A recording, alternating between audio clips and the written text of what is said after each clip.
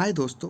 तो चलिए आज देखते हैं हम लोग कैसे अपने ज़्यादा शॉप के ऐप के थ्रू अपना सीएसबी अपलोड कर सकते हैं और सीएसबी अपलोड करने के लिए हमें क्या क्या चाहिए और क्या फॉर्मेट होता है। ज़्यादा शॉप के ऐप में एंटर करते साथ हम लोग चलेंगे मैनेज सेक्शन में। मैनेज सेक्शन में जाने के बाद हम लोग चलेंगे स्टोर सेटिंग्स के अंदर, जहाँ पर हमें सीएसबी अपलोड करने के लिए ऑप्शन मिलता है। नीचे जैसे ही स्क्रॉल करेंगे हम लोग को यहाँ पे सीएसबी अपलोड का ऑप्शन मिल जाता है। इस सीएसबी अपलोड के ऑप्शन पे हमें क्लिक करना है और आगे यहाँ पे आने के बाद हमें यहाँ पे इंस्ट्रक्शंस मिल जाते हैं और कुछ नोट्स मिल जाते हैं। यहाँ पे इंस्ट्रक्शंस में हम लोग को एक सैम्पल डाउनलोड के लिए मिल जाता है, जिसके थ्रू हम लोग समझ सकते हैं कि ये जो सीएसवी फाइल अपलोड करेंगे उसका क्या फॉर्मेट रहेगा। और यहाँ पे ये भी लिखा गया है कि सब कैटेगरी नेम्स केस सेंसिटिव होते हैं और जो सब कैटेगरी है उसमें कोई भी स्पेसेस या फिर ब्लैंक्स ना छोड़ा जाए। नोट में हम लोग को ये लिख कर आता है कि make sure all columns have values and they exist only once. तो यहाँ पे ये बताया गया है कि हर कॉलम फील्ड होना चाहिए और उसका जो वैल्यू है वो बस एक ही बार एग्जिस्ट करना चाहिए। Uploading same file will cause products duplicates, मतलब आप अगर एक ही CSV फाइल 2 बार अपलोड करेंगे तो आपके प्रोडक्ट डुप्लीकेट बन जाएंगे। तो आप एक ही बार जो CSV फाइल है उसको अपलोड करिए और अगर गलती से आपकी 2 बार हो जाती है तो आप उसको एक बार चेक करके जो डुप्लीकेट आइटम्स आपके जनरेट हो चुके हैं उनको डिलीट कर दीजिए। तो इसके बाद जो 3 नंबर पॉइंट लिखा गया वो लिखा गया कि आप अगर वेरिएंट प्राइसिंग यूज़ कर रहे हैं तो आपका जो काउंट है वो सेम होना चाहिए वेरिएंट के साथ। तो ये आपको ध्यान में रखना है। और ये जो वॉच ट्यूटोरियल वीडियो है आप इसके ऊपर क्लिक करके पूरा जो इसका जो कॉन्सेप्ट है, इसका जो फ्लो है, इसको आप समझ सकते हैं कि कैसे क्या CSV फाइल होता है और आपको कैसे कौन से फॉर्मेट में डालना होता है और CSV फाइल पहले होता क्या है। तो पहले बात करते हैं CSV फाइल है क्या।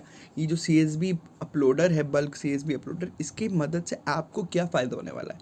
सो CSV अपलोड मान के चलिए आपके पास बहुत सारे प्रोडक्ट्स, बहुत बड़ा इन्वेंट्री है, तो आप अगर धीरे धीरे बैठकर एक एक प्रोडक्ट्स अपलोड करेंगे तो आपके पास इतना टाइम नहीं होगा, क्योंकि आपको अपना जो स्टोर है उसको रन करना है। उसके बाद ये जो सारी चीज़ें हैं इनको अपलोड करके अपना ऑनलाइन स्टोर भी बनाना है।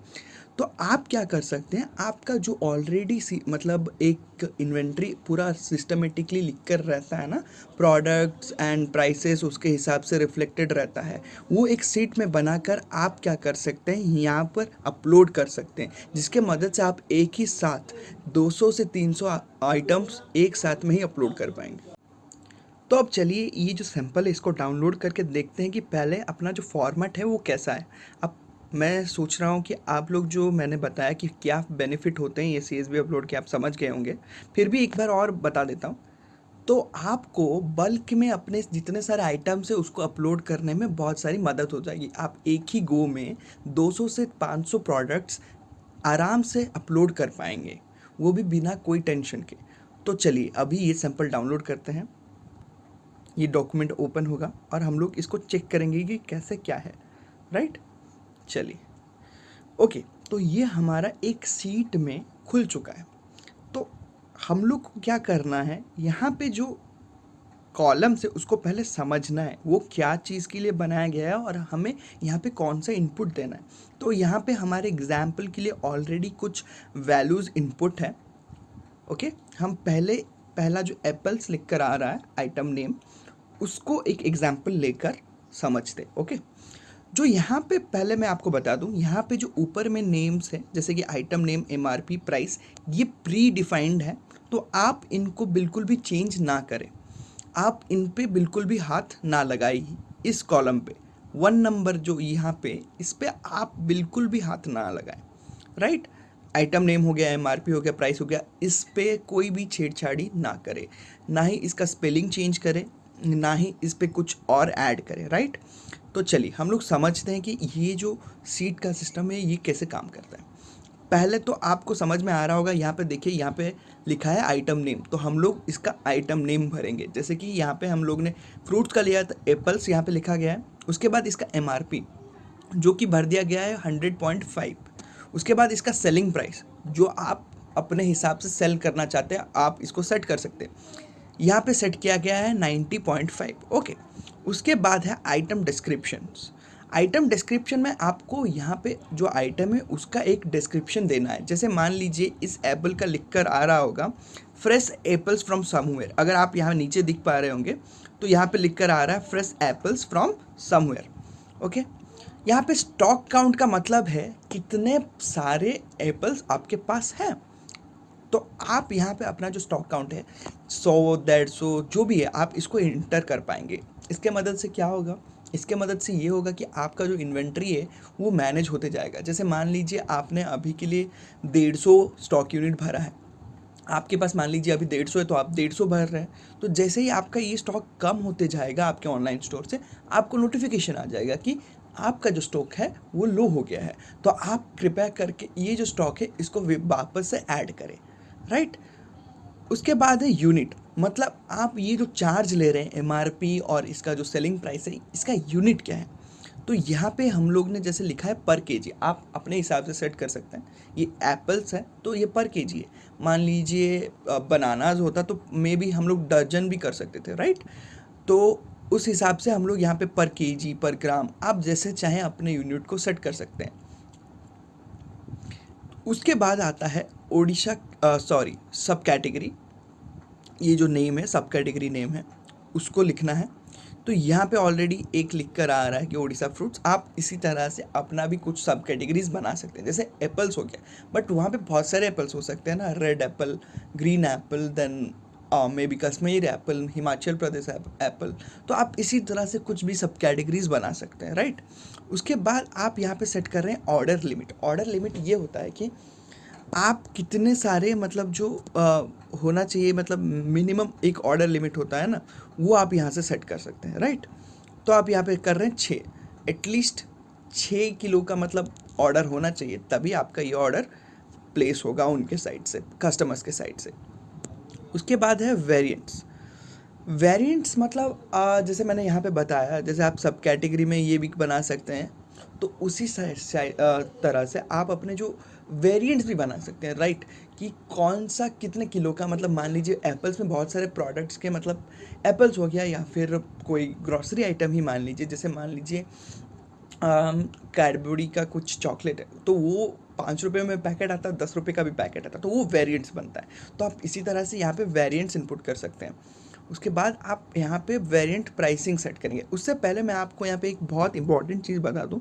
जो वेरिएंट्स वाला चीज़ है यहाँ पर आपको मेक श्योर करना है कि आप जो वेरिएंट्स लिख के जा रहे हैं सब स्मॉल में हो, पहली बात तो ये।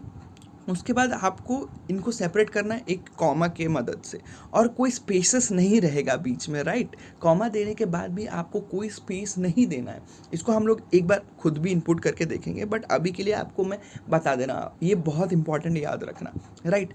उसके बाद आपको वेरिएंट प्राइसिंग सेट करना है। जैसे ही यहाँ पे आपने वेरिएंट्स लिखा north south east and west, उसी हिसाब से आपको इसका प्राइसिंग सेट करना है। तो मान लीजिए नॉर्थ का क्या प्राइसिंग है, साउथ का क्या प्राइसिंग है, ईस्ट का क्या प्राइसिंग है एंड वेस्ट का क्या प्राइसिंग है। और आपको ये सेट करने के लिए नंबर्स तो आप यूज़ करेंगे ऑब्वियसली, और इनको सेपरेट करने के लिए आपको चाहिए सेमीकोलन, और इनके बीच भी कोई स्पेसेस नहीं होना चाहिए, राइट। तो ये जो सेमीकोलन में सेपरेट किया गया, आप भी इसी तरह से सेपरेट करके अपना जो वेरिएंट का प्राइसिंग है वो सेट कर पाएंगे, ओके। एंड मैं आपको बता दूं यहाँ पे कुछ फील्ड्स हैं जो कि कंपलसरी नहीं है, आप चाहे तो उनको इग्नोर कर सकते हैं। जैसे कि एमआरपी हो गया, स्टॉक काउंट हो गया, सब कैटेगरी हो गया, ऑर्डर लिमिट हो गया, वेरिएंट्स हो गया और वेरिएंट्स प्राइसिंग हो गया। ये सब आप ऑप्शनल वे में ले सकते हैं, ये कोई कंपल्सन नहीं है कि आपको इन्हें यूज़ करना ही है। तो बेसिकली आपका जो कंपलसरी रहता है वो है आइटम नेम, सेलिंग प्राइस या फिर price, item description and unit. उसके अलावा आपका कुछ भी कंपलसरी नहीं है। तो चलिए हम लोग ये 5th नंबर पे अपना खुद का एक एग्जांपल लेकर देखते हैं। तो यहाँ पे चलिए मैंगो इनपुट करते हैं, जो सेलिंग प्राइस है उसको 60 सेट करते हैं, मान लीजिए, सॉरी मैंने यहाँ पे बहुत ज़्यादा स्क्रॉल कर दिया, 60 सेट करते हैं। उसके बाद इसका डिस्क्रिप्शन देते हैं, वेस्ट बंगाल फ्रेश मैंगोस मान लीजिए, यहाँ पे लिखते हैं इसका ये डिस्क्रिप्शन। उसके बाद स्टॉक काउंट आपका ज़रूरी नहीं है तो यूनिट सेट करते हैं पर केजी, और यहाँ पे जितने सारे और ऑप्शंस हैं ये आपके रिक्वायर्ड नहीं है, ये ऑप्शनल है। तो आप अगर चाहें तो इन्हें भर सकते हैं, नहीं तो आप नहीं चाहते इनको भरिए मत। ये आपके ऑप्शनल फील्ड्स हैं, राइट। मेक श्योर कि ये जो 4 फील्ड है, आइटम नेम, सेलिंग प्राइस या प्राइस, आइटम डिस्क्रिप्शन एंड जो यूनिट है, ये आपका भरा होना चाहिए, तभी जाकर आपका CSV अपलोड सक्सेसफुल होगा, राइट। ओके, उसके बाद एक और एग्जांपल लेते हैं जिसमें हम सारे जो फील्ड्स है उसको भरने की कोशिश करते हैं और अच्छे से समझने की ट्राई करते हैं कि कैसे होता है, राइट। तो चलिए यहाँ पे एग्जांपल लेते हैं लीची। ओके, इसका MRP सेट करते हैं 200 रुपये, सेलिंग प्राइस रखते हैं हम लोग 150 रुपीज़, और डिस्क्रिप्शन में लिखते हैं फ्रेश लीची from Tamil Nadu, may be, I don't know that if that is correct और नॉट, बट ये एग्जाम्पल पर्पज़ के लिए है, तो आप समझ जाइए। यहाँ पे आपको एक डिस्क्रिप्शन देना है कि कैसा है आपका लीची या फिर आपका प्रोडक्ट कैसा है, तो एक डिस्क्रिप्शन होता है ना, वो देना है आपको। Okay, got it. MRP तो आपको पता ही है, मैक्सिमम रिटेल प्राइस, वो होता है MRP, और प्राइसिंग सेलिंग प्राइस यहाँ पे इसको मीन करता है। सेलिंग प्राइस मतलब आप कितने रुपए में बेचना चाह रहे हैं। और उसके बाद स्टॉक काउंट एंटर करते हैं। अभी मेरे पास मान लीजिए 25 स्टॉक है इसका, तो 25 मैंने एंटर किया। उसके बाद पर केजी मैंने यूनिट ले लिया क्योंकि मैं इसको पर केजी में बेचना चाहता हूँ। सब कैटेगरी में मान लीजिए, सॉरी, तमिलनाडु